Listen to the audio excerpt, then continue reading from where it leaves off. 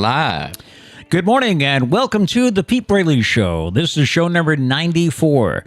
I'm Pete Braley along with my co-host, the executive producer, the show creator, and the man who's rocking a good fall look, I think, this morning. What did I tell you people last son, week? Matt. I mean, I appreciate the compliment. I don't want to act like I'm not appreciating the compliment. But I said last week, I said every time I pull out something new, this guy's going to be like, oh, is that new shirt over there? What do you got going on over there? My voice can't get that high yet. I'm sorry for whoever just had to hear that.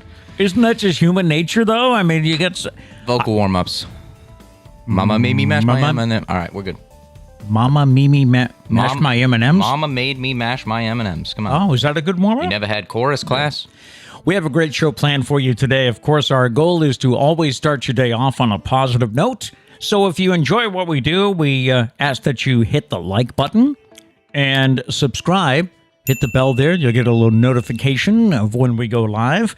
And don't miss any future shows. We're live on YouTube every weekday morning at 8 o'clock. And you can also catch us on all of your favorite Facebook apps. Podcast apps. Why did I say Facebook? Podcast apps, yes. And don't forget, you can leave us a voicemail with your comments, suggestions, or if you want to do any birthday shout-outs or anniversaries. The number to call is 774-473-9910. 774-473-9910. Coming up today, useless things they taught you in school. Sorry, Mrs. Guy. No, you might relate to this. Maybe she agrees. Another edition of Am I the A-Hole? We have Braley's Bizarre But True. And we talk about pizza this morning. All right, that's coming up.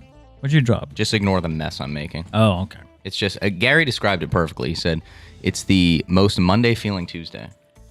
Yeah, you're right. Yeah. It was that way when the alarm went off this morning. Especially for him, staying up to watch the Giants last night, I'm sure. Little disappointing ending, but they probably had you excited for a little bit. They almost won. Yeah. It's Tuesday, November 2nd, 5 days until we change the clocks, 23 days until Thanksgiving, 48 days until someone's birthday. Hey. 53 days until Christmas. And then I said, what else can I count down to? 60 days until the new year and 104 days until the Super Bowl. Jeez, okay. We're just extending the list every day. Only one day for you today, one national day. That is National Deviled Egg Day. I like deviled eggs. I think it's another food that's a little overrated. Really? But I don't want to make more enemies, so I'm just going to stop there. I thought you liked Auntie Bernie's deviled eggs. I'm not a huge fan of deviled eggs. Oh, no. Don't tell Auntie My Bernie. other 3 siblings are. They'll eat like 50 of them. We have Auntie Bernie in our family. And the Great Burn. Yeah, the Great Burn. Whenever we have a get-together, she makes her deviled eggs. And all the other kids love it. I do too, but he's not a fan. Yeah. On the date book for today, on this day in 1867, the women's fashion magazine Harper's Bazaar was first published. On this day in 1898, cheerleading began in the United States as Johnny Campbell leads the crowd cheering on the football team at the University of Minnesota. Rah, rah. On this day in 1976, Democrat candidate Jimmy Carter is elected president. On this day in 1983, Michael Jackson released Thriller. On this day in 1993, Rudy Giuliani won the New York mayoral election. On this day in 2000, the first crew arrived at the International Space Station. On this day in 2016, the Chicago Cubs finally won a World Series. After 108 years, they beat Cleveland in Game 7 of the World Series. And on this day in 2020, Baby Shark becomes the most watched video on YouTube with over 7 billion views. Jesus, that's crazy. I do think one thing we kind of skipped over there. Michael Jackson released Thriller 2 days after Halloween, and it's now a huge Halloween song. That's right. Why did he wait, I wonder? 2 days, yeah. Did he not think it was a Halloween song? I mean, the music video you blatantly knew, so. It's pretty obvious. Yeah, I don't know. Okay. And only one celebrity birthday today. That's David Schwimmer, who is 55. All right. Of course, the Friends star. The Friends star, yes. Do we have any chats this morning? Anybody checking in? Diane's here. Good morning, Diane. And Gary did say what, the most Monday feeling Tuesday? Yep. The most Monday feeling Tuesday. Yeah. He also said, funny enough, Pete, you can put podcasts on Facebook now. Well, there we go. So you weren't technically incorrect. Thank you. Gail said, good morning. I woke up singing Looking Down. I think it's going to be a great day because I'm going to make it a great day. There you go. And thank you. Gail's like my number one fan on that song, so I really do appreciate it. Cool. Emily says, I couldn't sleep with him screaming at the TV. Well, it was a close game that no one thought would be a close game. So Kansas City won 20-17, but I mean, they won it with a minute left. So, yeah. Kind of like the game started off with Patrick Mahomes threw an interception, then Daniel Jones threw an interception, then it was all over the place. I didn't watch the whole thing, but I saw some highlights, and it just seemed like a strange game. Not the Chiefs team that you thought you were going to see this year. Right. Yeah. We're not seeing that. Gail said 5 days until her birthday. Oh, nice. So look at that. We'll have to make note. Or is that the weekend? I think that's going to fall on the weekend. Will it be Sunday?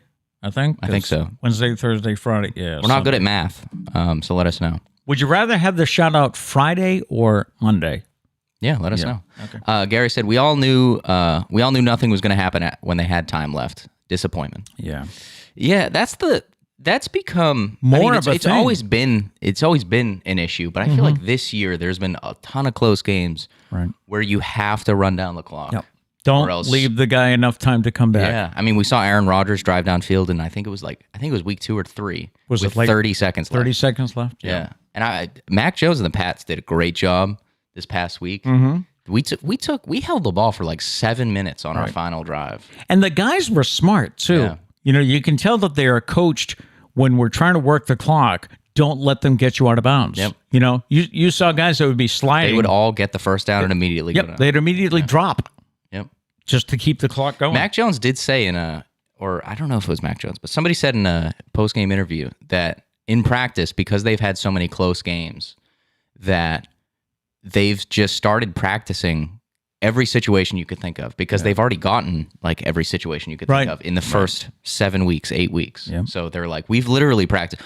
No team is going to throw something at us that we don't know because we've practiced everything. So That's I experience. thought that was cool. Yeah. That's Bill Belichick right there. All right, so we both picked the Chiefs last night, right? We did. So we are tied.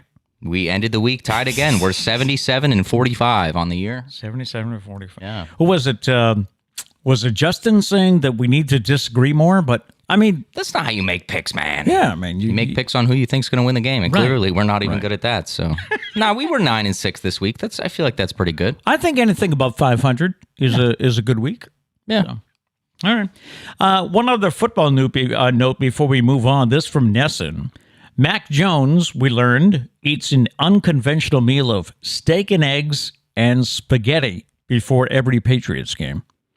They said his go-to meal was spaghetti, so our reporter said, well, what about when you have the early game? And he said, I still do it. I have steak and eggs and spaghetti. He says he does it at 8:30 in the morning. Yep. My dude's eating spaghetti.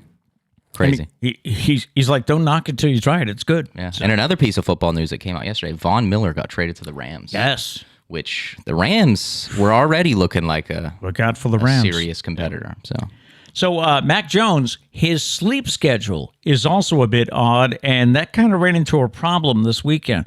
Jones told the CBS broadcast team for Sunday's game that he typically goes to bed at 8:30, and he wakes up at quarter 5 in the morning. So every night he is in bed at 8:30. He likes to get to the Patriots facility by 6:30. You won't find many 23-year-olds, even 23-year-old professional athletes who go lights out before 9 o'clock every night. But the rookie's unusually early bedtime required some adjustments when the Patriots went to the Pacific time zone. Yep. Ian Eagle of CBS said, we talked to Mac Jones on Saturday nights, just asking him, hey, how you feeling being out here? He was like, well, this is the latest I've been up for a while because of the time change. And what I thought was interesting, the Patriots stayed in Los Angeles after the game. Normally, the team flies right out, goes home. But Bill Belichick thought they could all use a good night's sleep. So they stayed in L.A. and then came home yesterday morning. That's pretty cool. Yeah, because I actually saw, I think there's a lot of NFL players on TikTok. And I saw someone, they were like, yeah, no matter what, we leave right after the game. Yep. Like, we'll leave at 3 a.m. Yep. And they get home, Yeah. They take the red eye and get home at whatever time. Pretty crazy. But doesn't Tom Brady go to bed at like 6 p.m. or something like that? I think he's also like that 8:30 time zone. Maybe Mac Jones is modeling after the GOAT. Hey, Can't wait. I like it. Today's random question, what's your favorite pizza topping and what's your least favorite? Okay, so what do you love to have on a pizza? And what's your least, like you wouldn't, I'm not eating it. It's that bad. You won't eat. For me, it's anchovies. I just won't. I don't think I've ever had them. I don't think you can make a food, call it anchovies, and expect people to eat it. Yeah. Also, I won't eat black olives. I like black olives. Yeah, I know you do. I just don't like them. Yeah. To me, highly overrated. See, I think underrated. I don't think there's. See, I sit here and I'm like, potato salad overrated because everybody under the sun is like, oh, potato salad is great. It's not. It's just not. Olives. I feel like there's not a lot of people that are like fighting for olives. So you're going to be the guy? No. I'm just saying that I don't think they're necessarily overrated. I think for something to be overrated, it needs to be loved by many. Oh, I see. I don't think there's a olive fan club. Okay. Yeah. All right. So you can let us know in the chat. Join us in the chat too about anything we talk about today. We'd love to get your thoughts. And also, if you're watching this later in the day, you can comment on the YouTube video. But what is your favorite pizza topping and what is your least favorite? By the way, my favorite, I'll tell you that coming up. All right. In the news today, the National Weather Service named subtropical storm Wanda over the weekend, which is the 21st named storm of the hurricane season. That means for the second time in 2 years, they've made it to the end of the regular list of names. If any more storms after Wanda, if they form after Wanda, the National Weather Service will have to turn to a list of supplemental names for just the third time ever after 2020 and 2005. Last year, there were a record 30 named storms, and the last 9 had to use Greek letters. Now, hear me out, though. There's 26 letters in the alphabet, so where'd we go wrong here? Yeah. They must skip. Do we not? We skip some letters? They must skip a few. Well, they probably skip like X, Why? I don't know. Every storm can be Xavier. Yeah, everyone. Yeah. The meteorologists will not go back to the Greek letters this year. They came up with a supplemental list of names, starting with, is it Adria? Adria? A-D-R-I-A. Adria? I don't know. Braylon and Caridad, spelled Caridad. Well, they don't go with Vinny, Hurricane Vinny. That'd be cool. Like Benny. Hurricane Sebastian. You like Sebastian? Okay, that's a good one. Shaquille O'Neal in the news. He tells his kids they aren't rich. He is. This is a pretty good story. The former Lakers star said, "My kids are older now. They were kind of upset with me. Not really upset, but they don't understand." He continued, "I tell them all the time, we ain't rich. I'm rich." It's kind of true.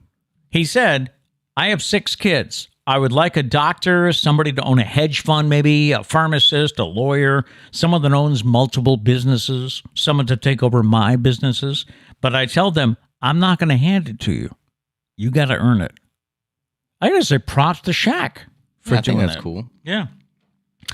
Just 5 minutes. He loves it when I tell these stories. Just 5 minutes of movement every hour can undo the harm of being inactive. Well, I think that's a good one. The ones that get me are when you're like, don't worry, people. All you need is 5 steps a day, and you're healthy enough. That's fine. That's all we need. Like, you always throw a story like that. I'm like, I mean, you can strive for more than 5. Researchers studied adults with a variety of physical capabilities, ranging from very mobile to needing assistance to move, and their level of physical activity prior to quarantine in 2019 until the end of quarantine in 2020. The results? Due to the pandemic, people spent an average of 25 minutes less each day on low-activity tasks and moved less often during the day.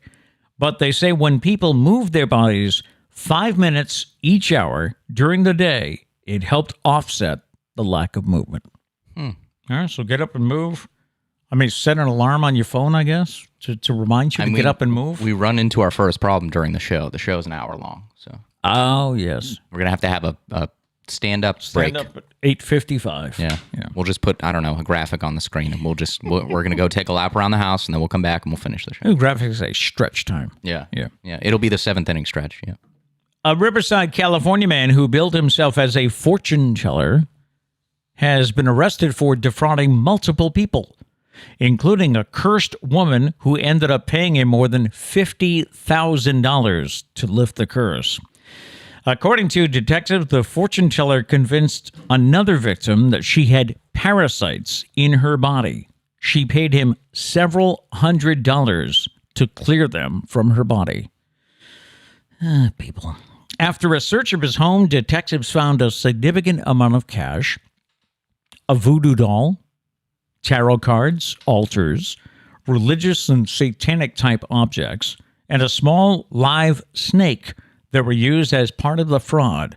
The 31-year-old was booked and released after posting $57,000 for bail. I mean, you could just have a pet snake. I don't know why the snake has to be included in all this. Yeah. What did the snake do? Yeah. Unless he's like telling people that the snake cures whatever they have or something. Right. Then arrest that snake. And a social media star was arrested for allegedly running a stoplight and leading Florida Highway Patrol troopers on a chase of over 100 miles an hour. His name is Damari Mikula. He began performing a burnout. What's that, when you rub the tires? Yeah. In his Dodge Challenger while he was next to a police car in an intersection at 10:30 on a Friday morning. Oh, so he's just stupid. Troopers say Mikula ran a red light and sped off. The 18-year-old, who claims to make $400,000 to $500,000 through social media, did not pull over when the trooper turned on his lights and siren, and he kept speeding as he drove into a residential area. The trooper identified Mikula as the driver and went to his house where the young man answered the door and was taken into custody.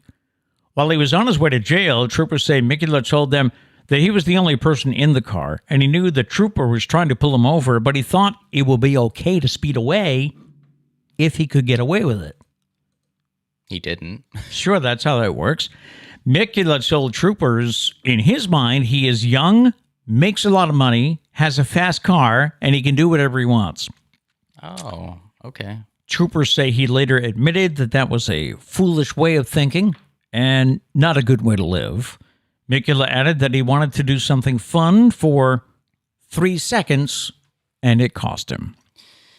See, I don't know. It's funny because, like, he came out and he was like, that was wrong. What I said was wrong. I like it when people do that. They, like, come out with a statement. They don't think that. They still think they're right. They get caught. I mean, don't $405,000. $400,000. Like, that's a lot of money. A lot of money. But when I think of people, like, bragging about how much money, like, you think you're better than everyone else because you make a lot of money. I feel like you got to make a little bit more to brag. Oh, okay. Like, you got to be making above 7 figures in order to, I don't know, to use that. It's still not a valid argument. But I just feel like if someone walked up to me and was like, I make $400,000 on social media, I'd be like, cool, man. I got Chipotle yesterday. I mean, I think I'm just as happy. Yeah, really? Yeah. My question is, how do you make that much off social media? Well, there's ways, man. Yeah. There's ways. What is the most useless thing they taught you? People were recently asked that question. D, all of the above. What's the most useless thing they taught you in school? I would love to hear from you if you have something to add to this, but I can tell you what the responses were. Someone said the tongue taste map, and I wasn't sure what that was at first. But then it's the map of how, like, this part of your tongue likes sweetness, and that part likes, I don't know if I ever learned that. Someone said it's not only useless, but it's incorrect. And don't even get me started on the food pyramid. Oh.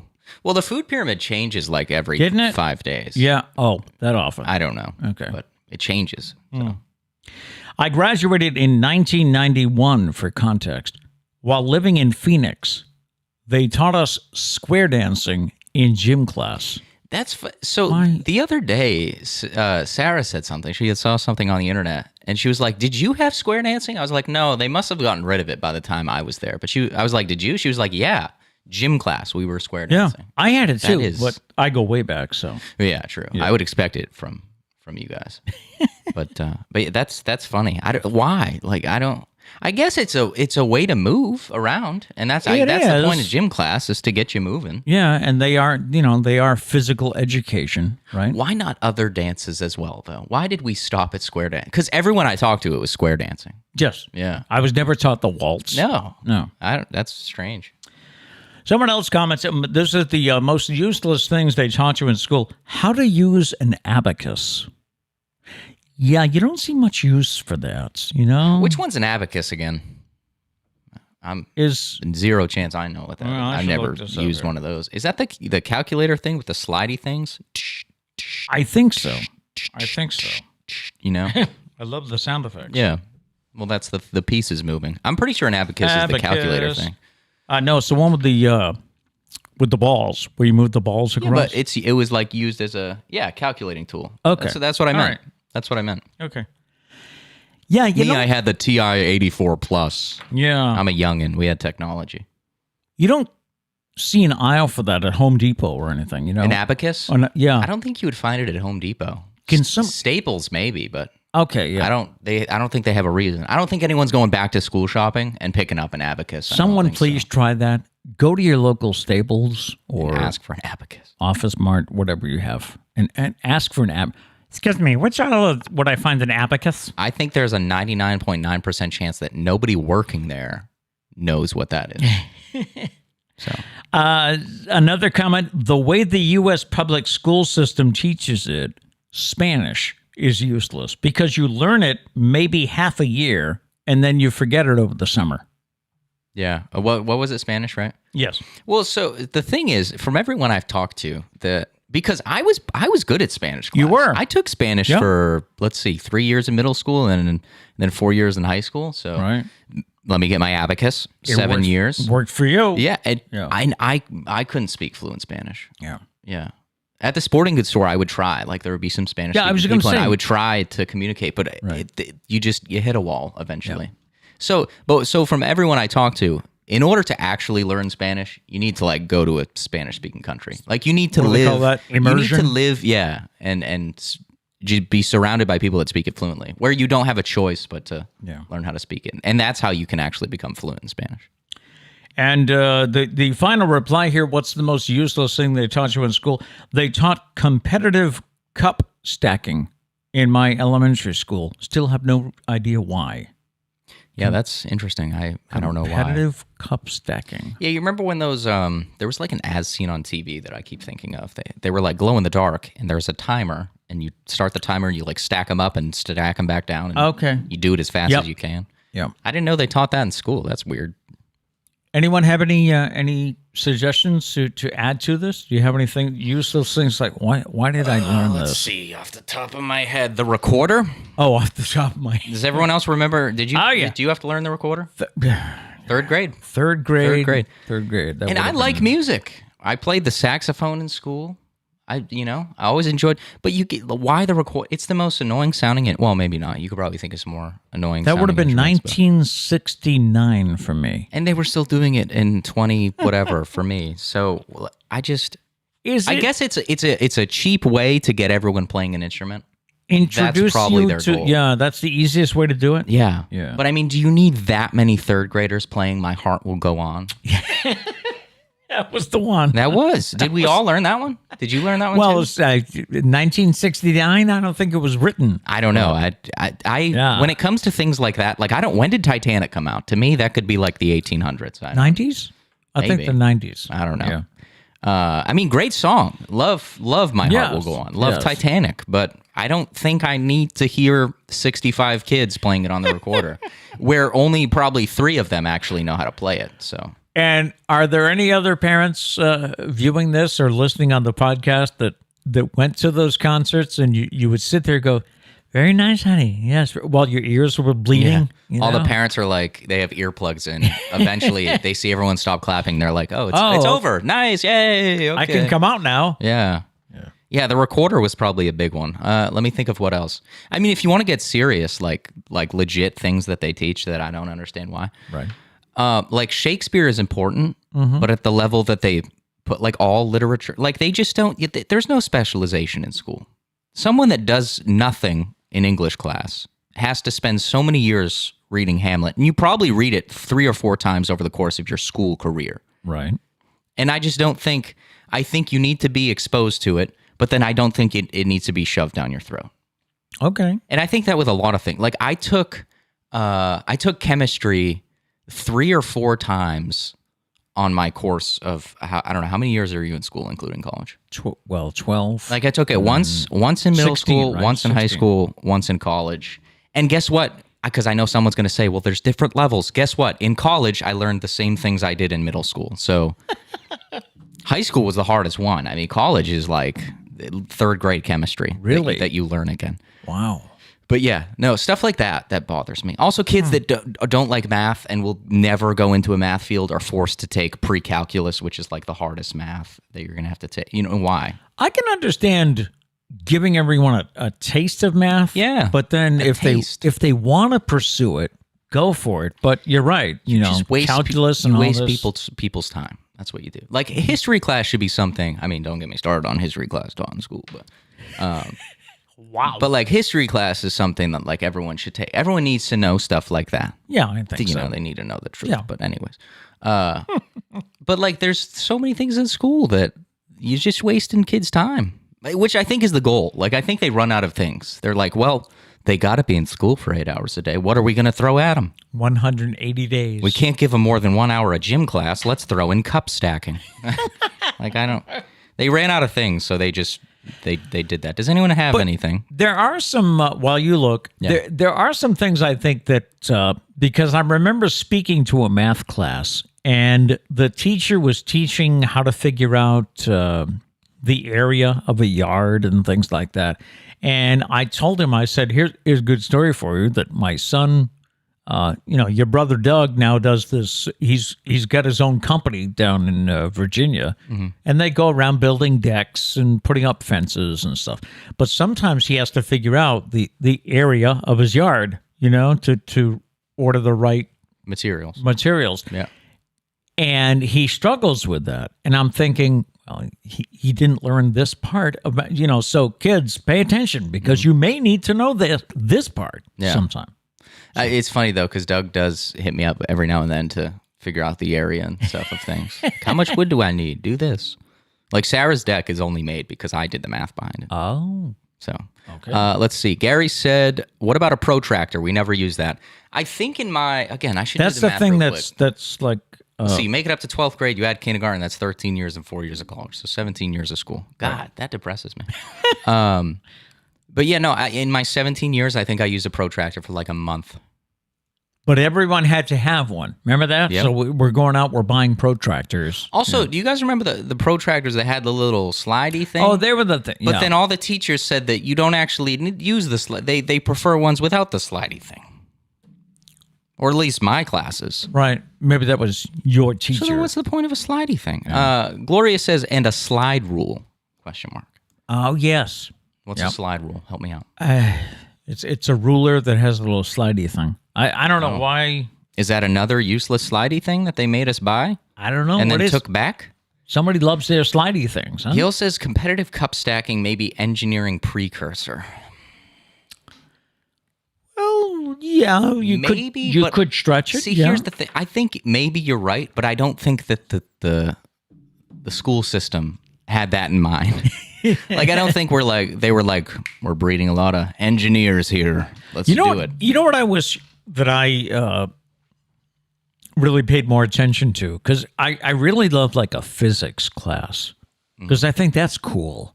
How you learn how things, why do things do what they do, right? A lot of physics in life, I think. Yeah.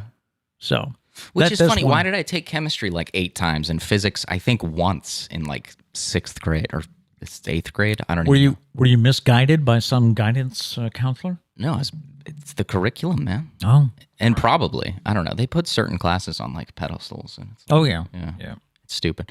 Emily and Kat both says hot cross buns.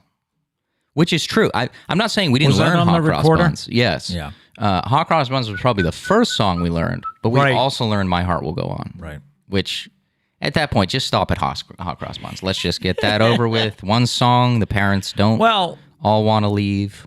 You have to remember, though, that the music teachers that are teaching now grew up when the movie came out. So that song was big when it came out. See, I wonder if it was the music teachers that chose it, though, or if that was like because everyone I know like knows how to play My Heart Will Go On the recorder.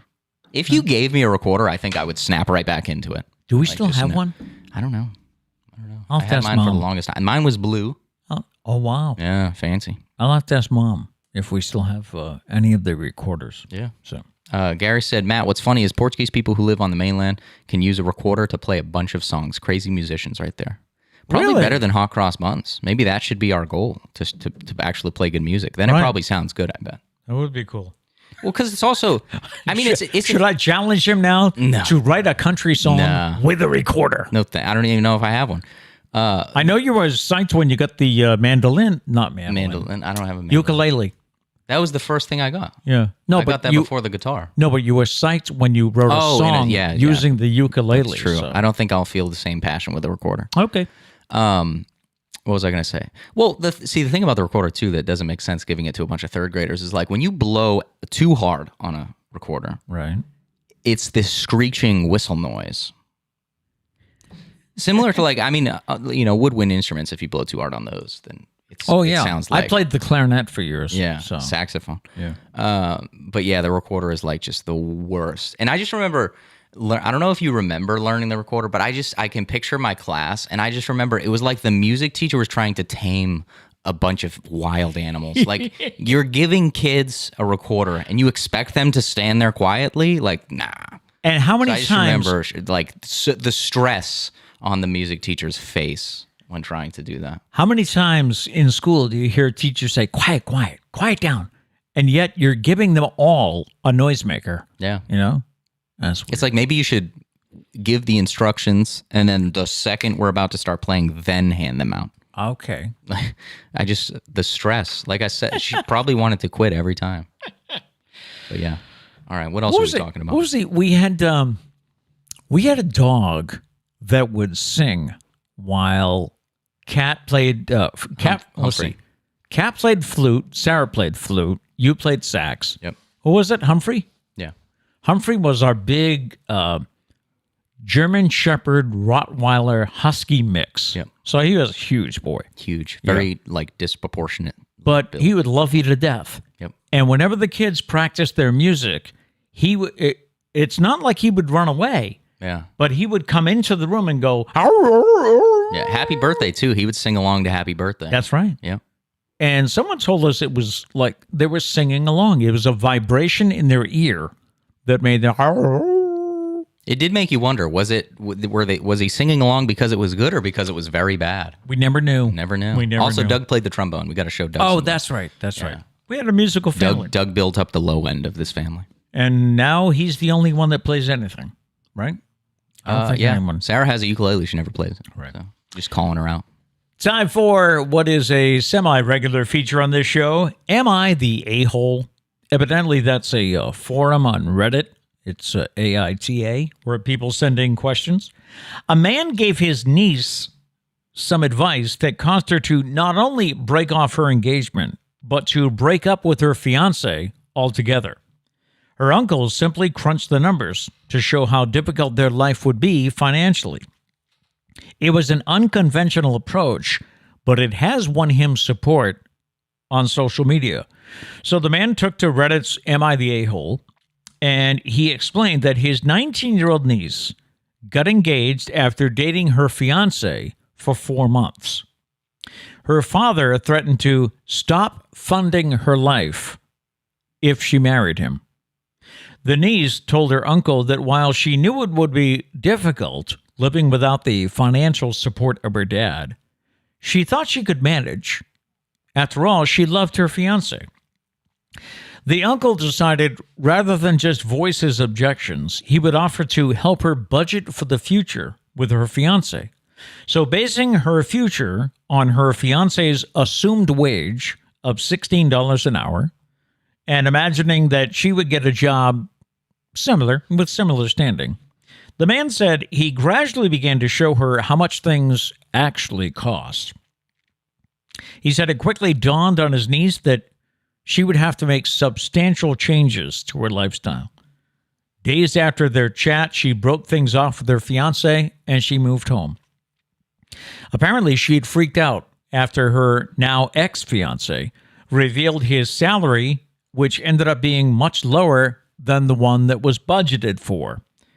The uncle admitted that he feels a bit bad and may have played her to get her to break things off, but people on Reddit disagreed. One person wrote, "You didn't play her, you gave her a badly needed dose of reality." And another said, "Numbers don't lie. She was convinced by the numbers, not by any manipulation tactic." So what do you think? It is an interesting story. A couple of things to get me. Number one, I would be skeptical too if one of you came home and said, I've known this guy for 4 months and I want to get married. Or in your case, I met this woman 4 months ago and I want to get married. Yeah. Like, really? And the other thing is, she's 19 and she thinks she can live without dad's. How much is dad supporting her at the age of 9? Am I supposed to still give you an allowance after you get married? So that's the thing. I don't think he's at fault in any way because he was just looking out for her. Because she wasn't seeing it, so he allowed her to see it. I think if she saw it and was like, look, we want to figure it out, then all the power to her. But I'm kind of surprised she broke it off. I feel like that kind of tells you that it wasn't a really good foundation there. So it's probably the right choice. Yeah. Especially when he came out and said he really doesn't make $16 an hour. He's lying to you. Yeah. Yeah. So I don't know. I don't think he should feel bad in any way because he just put the facts in front of her and then she could make her decision off that. I do remember when your mom and I were engaged. At one time, we crunched the numbers. Mm-hmm. We sat down, we crunched the numbers, and on paper, it was going to be damn tight. And it was like, but we did it, and we survived by buying store brand everything at the grocery store. And I tell this story often. Forgive me if I'm repeating it here, but I think every couple has had a not really a poor dish, but we used to have spaghetti with meat, with spaghetti with sauce, not meat sauce, because the meat could be used for another meal another night. Ah. So you notice we always have spaghetti and meatballs because I never want to go back to spaghetti with just sauce. Because it reminds me of those tough times. That's not that bad though. Yeah. I thought you were about to say like spaghetti noodles and ketchup. I was like, damn, that's rough. No, no, but we did sauce. We didn't put it. No meatballs. That's another meal. Plus, you had the 3-legged table. Yes, that's the story I always remember. Our first dining room table. We got all of our furniture. That's why I'm in a way really happy that our other children have, when they moved into the house, they got new furniture, because when we got married, we hit everybody up, It's like, do you have a couch you're getting rid of? Do you have a chair? And our dining room table we got from somebody, and it only had 3 legs. So we kind of pushed it into the corner so it would stay up. So. Dude, I don't know why you didn't take a branch from outside, at least give it a shot. Give it a shot. Yeah. I mean, you could have maybe made a 4th leg out of something. I will be the one of us 4, though, where I got a card table. That'll be my dining room table. I got everything from my bedroom. That's my furniture. That's it. I'll have a beanbag. I will be the one that has the camp chair in their living room. Oh, yeah. No shame. If I come over to watch a game, I'll sit in a camp chair. I will invite everyone over proudly. Like, let's watch the game at my house. And everyone's going to be like, no. Why? You have one chair. And it's a camp chair. And there's a hole in it. It's like, yeah, and? I got pizza. You can make dinner in your frying pan. I do have a frying pan. That's probably the nicest thing I have, to be honest. Yeah. It is. Yeah. So what do you think? Is the uncle a bad guy here? I don't think he is. I don't think so. I don't think so. Let's see. Diane said, good man, that uncle. Yeah. I agree. If he was like... Don't marry him. Yeah, if he didn't show her the numbers and was like, no, I'm not letting you do this, then I think he's a little... That's not really his call. But I mean, he laid everything out to which she wasn't doing, so he showed her, and... She was the one that called it off, so he opened her eyes. He didn't tell her what to do, though. All right. Gail said, I don't think he's at fault. She apparently thinks money is more important than love. Her ex-fiancé is a lucky man. That's, I think that's, I don't know if she, that's tough. I don't really know her, so I don't know if she thinks Yeah. money is more important. But I think when it comes down to it, I think you really need to care about the person in order to struggle with them. Does that make sense? Yeah, it does. So Very, very profound, actually. thanks. That's why I'm single. But yeah, I think you really need to be willing to eat dirt for a while. I'm still stuck on the point that she's 19 years old and her father threatened to stop funding her life. Why is he funding her? Well, if she's staying at home, I can see, but Yeah. I don't. And- I and mean, I he guess says- it would depend how much he was. I mean, it's like, is he going to keep funding her life when they get married? Suppose he liked the guy. Mm-hmm. Suppose he thought that he was a very good man. Maybe he would let him move in. I know, but would he fund them? Would he fund their life? See, I think like if they just lived with him and then they could probably afford everything else, I would think. Yeah. I mean, rent's like one of the biggest things. Right. So Oh. I don't, but it sounds like he didn't like him. So it sounds like nobody liked him, including her. So problem solved. Let's see. Lori says, just tell everyone to bring their own chair. Great idea. That's it. Yeah, everyone can bring their own chair. I got the frying pan if anyone needs it, and we'll be good to go. If I remember right, with our first apartment, the three-legged table, we had 2 chairs. So if we had company over, someone sat in a folding chair. Usually I me. don't think that's terrible. I though. would sit in the folding At least chair. you had a folding chair. Yeah, that's right. I had a third chair. I know for the longest time, I mean, because we're a big crew here, Mm-hmm. we have those blue folding chairs. Anytime we had company, we had to bring in a folding chair. And one You know of us those would have to folding sit in a metal folding chairs chair. you have like at church? Yeah, we always had some. Because like we didn't have extra seats at the table, No. like people sometimes do. They were all filled in our assigned seats. that. All 6. Kat, speaking of assigned seats, a little side tangent here, and then we'll move on. Okay. Sunday, we were watching the Patriots game while eating at the dining room table.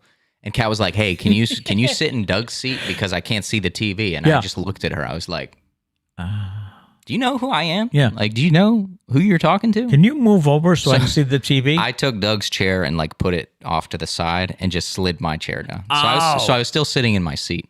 Gotcha. I was just relocated slightly. Okay. Yeah. All right. Back to you. Okay. Tell the truth. Do you tell the truth? Wow, that's an interesting headline. Story I read this morning said people average fewer than 2 lies a day, which is pretty good. Researchers tracked the lies of 630 people over 3 months. First of all, pause. Can you imagine having that job? Your job. Oh, I want you to go out to those 600 people every day, ask them how many times they lied. But I would guarantee that everyone lied about the amount of lies that they told. What they found that 3/4 of the people were consistently honest, telling between 0 and 2 lies per day. But he brings up a very good point. Would you answer that question truthfully? 6% of the people averaged more than 6 lies a day and accounted for a large share of all the lies. The study also found that people have good and bad days where they tell fewer or more lies than usual, and that most people don't lie unless they have a reason. Now, what are we talking? Like, Yeah, that's what I was saying. I think there's different degrees of lying. I mean, I don't really like lying. I'm also not a good liar, so that's No? probably why. Maybe if I was a good liar, I would lie more. Right. I just kind of tell people how it is. I don't really. I was trying to think this morning, what I mean, if someone says to you, how are you? And you say, fine, but you're not, that's true. a lie. That's a lie. probably a lie that we. But see, that's what I think. Like, there's good lies and bad lies. Do you want to sit there and tell somebody that like you're depressed? No. Yeah. So you just say that you're fine. Yeah. You know. I don't how, think that's a bad lie. how about if you cook a new meal and you say, how was it? It's kind of rude for people to say, That's another one. I don't like it. So do people, oh, it's fine. Oh, it's good. But I mean, if you're cheating on somebody, that's probably not a good lie. That's a big lie. Yeah. Yeah. So But that's why I don't It's like a think- weird concept. This is probably a better question. Do you think that there is a right time to lie? I would say yes. It stinks, but yeah, the answer is probably those yes. circumstances, right? If someone says, how are you? And you've got a long list of things that are wrong in your life, but you say, fine. The food one is a good one because you don't want to. In no situation can I see it, unless like with you guys. Like if you cook a meal that's crap and you're like, hey, did you like it? I have no problem being like, I'm not a huge fan of this one. And I'm okay. I like that Yeah. because I want to know, should I make it again? I also think it's important, when you're like living with the people, because if I was like eating anchovy pizza and I was like, this is great, Dad, and you're like, great, we're going to have it in 2 days again. Yes, we'll I'd have be it like, every week. Okay, I am going to move out now, Kat. You got extra room? But yeah, now, let me I ask think you, that's like an important time to tell the truth. But if it's someone you're not close to, in no way would you tell them that their food is bad. That's mean. I was trying to think, do I lie? How about me? Do I lie a lot? And I think it's mostly lies like that. I have told, when your boss or something calls you for an assignment, hey, can you do this for me this weekend? And you can't. You probably can. You have the time, but you say, no, I can't make it. It's my brother's baptismal bar mitzvah or something. See, I think that's justified though, because I don't think you need to, just because you're available doesn't mean you're available. I think you're entitled to time off. Okay. No matter who you are, I think Right. I think you're entitled to time off. I think if you're like lazy and you're just like constantly like never doing anything, Right. and you're like, no, I'm sorry, I can't make it. But is that, again... I got open heart surgery. You're not a surgeon. No, I'm getting open heart surgery. Oh my God, are you okay? Okay, that was a bad lie. I'm not getting open. But is that a good lie? When someone says, hey, okay, we need you to cover this, and you say, Probably. Can't take it. Maybe not getting specific. Keep it vague. If you're doing that, keep it vague. Don't be like... See, because here's the thing with lies. The more you lie, the more difficult it becomes for you. Yes. Yep. Like... If you said you had your brother's baptismal bar mitzvah, whatever you said, whatever imaginary thing you made up, and then like the weekend comes and you post a picture of you fishing, it's then you're. But if you just say like, hey, I'm sorry, I can't make it, I have plans. First off, that's probably true. Yeah. And second off, again, you're entitled to time off. So I mean, they can't just hit you up on a whim and be like, hey, I need you to do this. And if you got plans, you got plans. Who was it that once said, if you don't tell a lie, if you always tell the truth, what's the saying? If you always tell the truth, it's you don't have to remember the facts of the story you told. It's tough to keep a lie straight. And that's what I'm saying. The more detailed you get, the more stuff you got to keep straight. Right. So I don't even, in that example, I don't think that's a lie. Okay. But like if, for example, if you're eating at someone's house and they're like, "How's the food?" And you're like, "Oh, it was great. I'm just allergic to," and you get like real specific. I'm allergic to green olives and the little red piece in the green olives. Yeah, that just makes my can't stomach. have that. Yeah. But then 3 weeks later, you're eating green olives in front of them. Right. So, just don't give too many details. Don't get specific, and don't lie about like important things. Like, hey, can you take me to the airport? You're the last person, and you're like, I'm sorry, I don't have a driver's license. Don't do that, because unless you don't have a driver's license, obviously don't drive them to the airport. But if you can, don't lie. Yeah, that's my rule. And if you have the ability, be like me and be terrible at lying. I don't think I could lie if I tried. What do you mean? You just contradict yourself when you're getting... Like calling out of work. Yeah. Feels so... I think, did we have a story about this? About the guilt? Yeah. Yeah. Well, I don't know if we ever ran that story. But calling out of work, even when I'm actually sick, like I can't do it. Like I feel like such a fraud.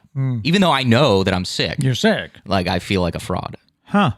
And then have you ever tried to call out of work? I mean, everyone does it, right? You've called out of work. Yeah. When you probably could have worked. Yeah, probably. That is the... I feel like I'm burning up.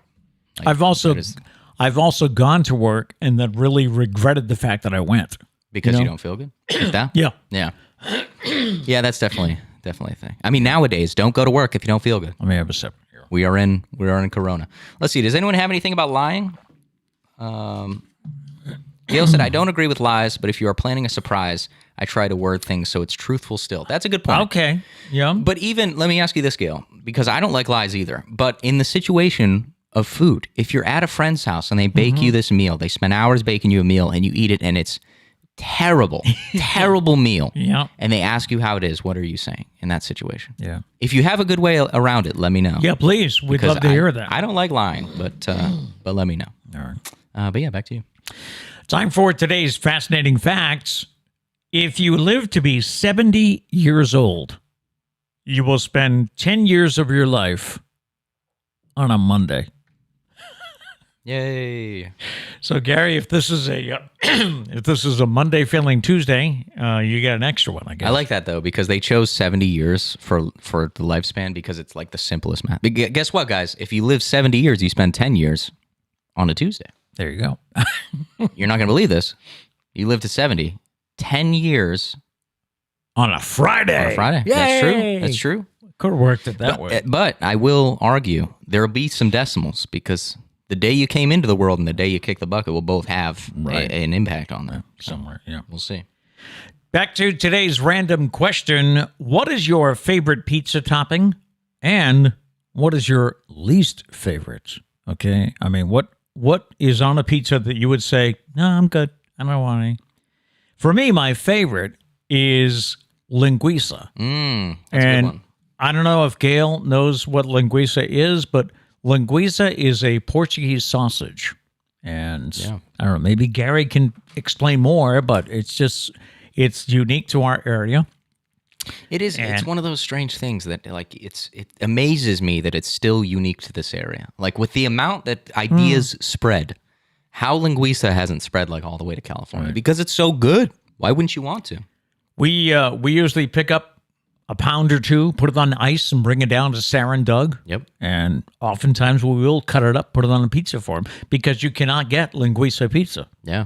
Outside of this area. Which I think that was a first wake-up call, is like when you go somewhere that's not in... How far does linguiça stretch? Is it a full New England thing? No, because we used to bring some to Maine, to my Aunt Alice. So, like, really, if you're not here in Massachusetts, you go anywhere else, and you're like, can I get a linguiça pizza? And they're like, did you just swear at me? Yeah. It's like, you want a what? No. Linguiça pizza. I have heard about there is some section of California, I think, where it's wherever there's a large grouping of Portuguese people, they will have these foods. So, see, because it would be like a great business idea to open like a linguiça shop somewhere else, but I don't know how the supply how would you get the supply of it? That would be difficult. There are companies here in Greater New Bedford that will ship it anywhere in the world. I used to do commercials, and every Christmas it would be. So that's what I'm saying then. How have we not opened like linguiça pizza shops up in Kansas?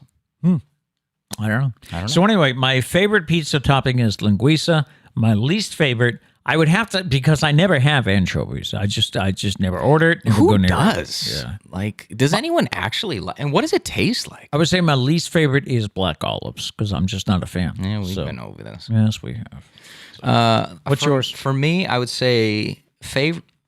I like a good cheese pizza. I'm going to be honest. Like when people ask me what flavor, cheese is my go-to. But Nothing wrong with that. linguiça is great. Barbecue chicken's good.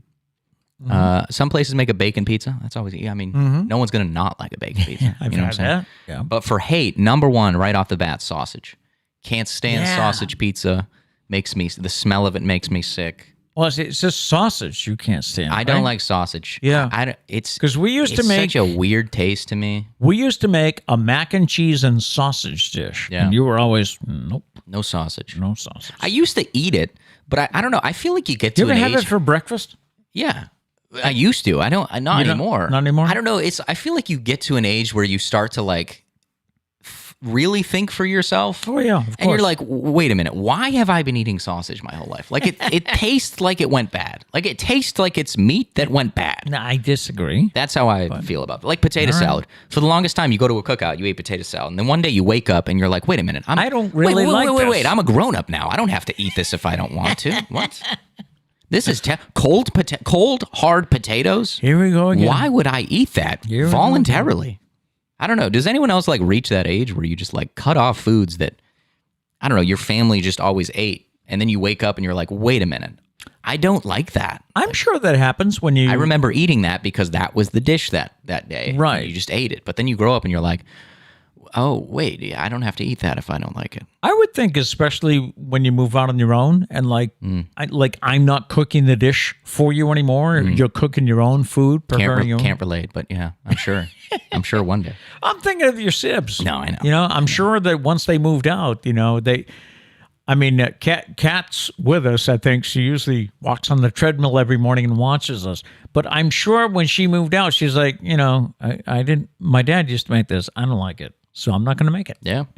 So let's see. Gary said pineapple slash anchovies and olives. Now, which one do you love and which one do you hate? Yeah. Because I also have pineapple written down for something I hate. I'm okay with that.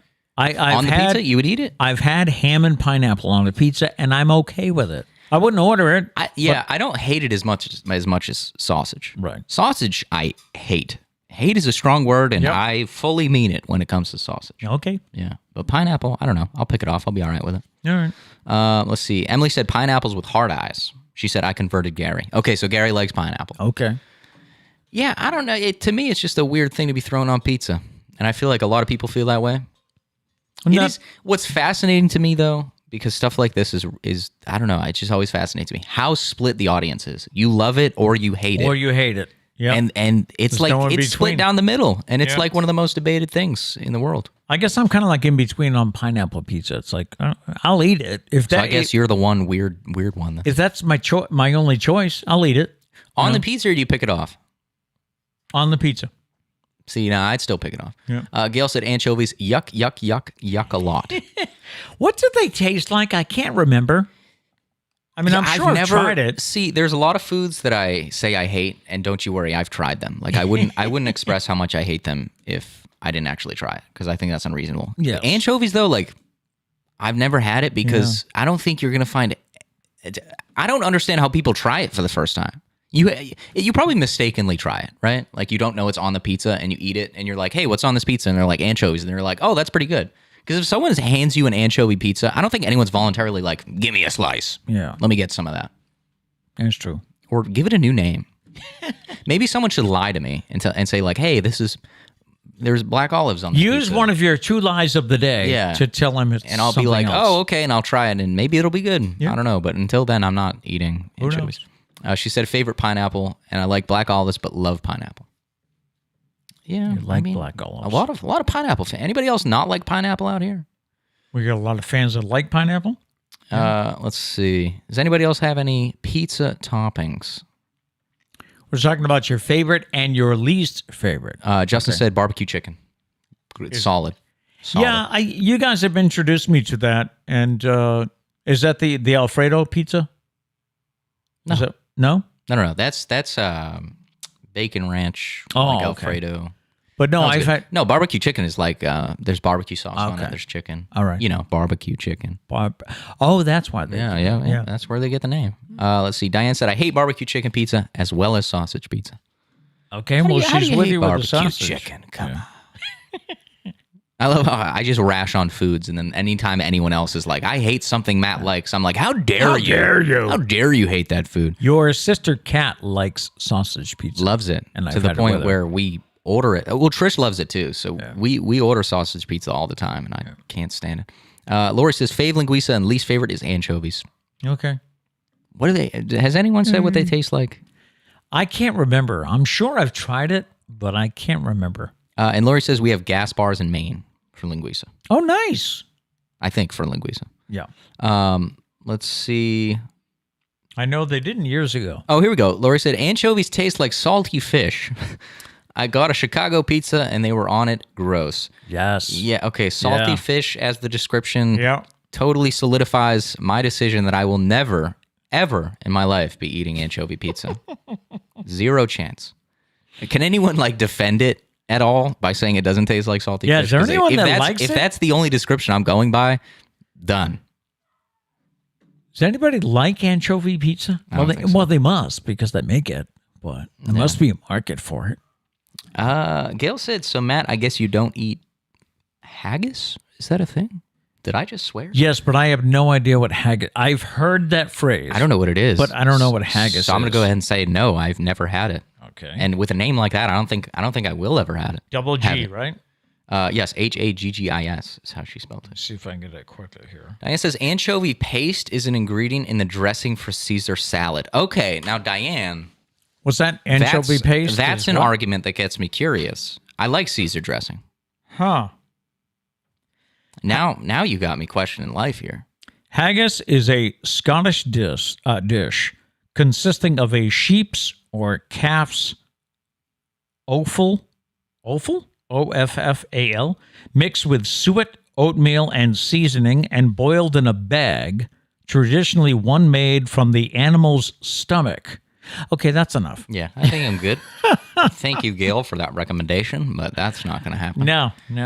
Let's see. Gail said salty, oily fish. Okay, Yeah, we're done. Right. Val M says no excuse for anchovies. Yuck. Yeah. Okay, so I think, Diane, you had me for a second there, but I'm going to have to give it a big fat no. Andrea says barbecue chicken and bacon. Okay. Both great. Both things that, like, it surprises me if anyone doesn't like that. Yeah. Diane says haggis, Scottish, lots of internal organs. Oh. No thanks. No thanks. Gary says, Matt, agree with you on that. Love Caesar dressing, hate anchovies. Yeah. So anchovies are somehow used for Caesar anchovy dressing? paste is what Diane said, right? All right. Let me make sure. Yeah, anchovy paste is an ingredient. So maybe it's not a very large ingredient because Caesar dressing is great. All right. Last thing today, you can, if you have any more comments about pizza, let us know. But last thing today, Braley's Bizarre But True. These are bizarre but evidently true stories that we found on the internet, so must be true, right? A surgeon at a hospital in Boston was fined for leaving an operating room before the start of an emergency ankle surgery to go eat in his parked car, where he then fell asleep and missed the whole procedure. The 54-year-old man admitted that he woke up in his car, called the teaching hospital, and was told that a chief resident had stepped in and performed the operation that he was supposed to oversee. He did not return to the hospital the following day. After an investigation, he was reprimanded by state regulators. You shouldn't do that. And he was also fined $5,000. Hear me out, though. I agree with the fines and everything, but hear me out. I think that was the best case scenario there. If the surgeon was so overtired that he fell asleep while eating lunch, I don't think I want him performing surgery. That's a good point. So I think for the patient, that was probably the best thing that could have happened. Obviously, this dude's got some things he's got to figure out. Yeah, you got to get to bed earlier. That always bothered me about how, you see on television how they go through their residency and they work these insane hours. Mm-hmm. And these are people you're trusting with your life. That need a steady hand. Yeah. Crazy. And a woman in Maine schemed to spend more time with her boyfriend by calling in a pair of bomb threats at his workplace. That'll do it. Kayla Blake is accused of reporting the dual threats in separate phone calls to Maine State Police just hours apart. In the first call, she allegedly threatened to place an explosive at a Puritan Medical Products plant in Pittsfield, Maine, where her boyfriend works.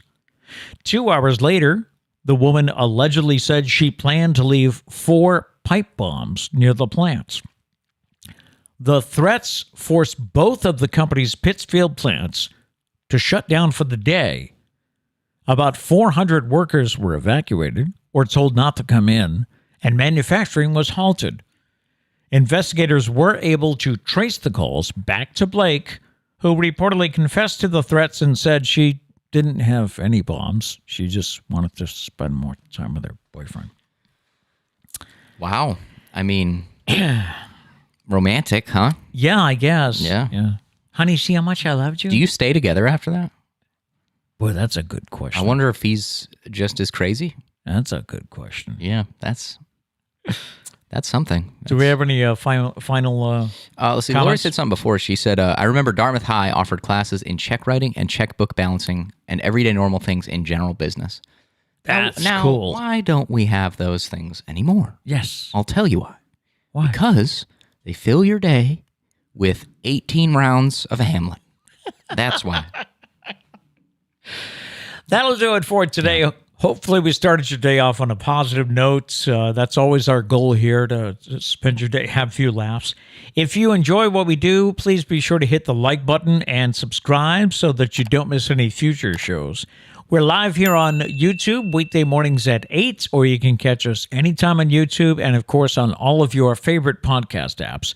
And don't forget, you can leave us a voicemail with your comments, suggestions, or birthday shout-outs, or happy anniversary. The number is 774-473-9910.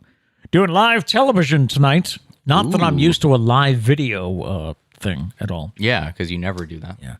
Going to work with former City Councilor Jane Gonsalves tonight as we cover the New Bedford election results. And that'll be live on New Bedford Cable Network for those that might have that, but also on Facebook Live. So if you want to check that, it's New Bedford Cable Network. I realize it's an election that you don't have anyone probably running in, but if you'd like to see what I'm up to tonight. Sure you have New Bedford viewers here. Yeah, we'll be on. We'll get the results for you about the election tonight. Our thought for the day, it all begins and ends in your mind. What you give power to has power over you. All right. No matter what, go out and make it a great day. Peace.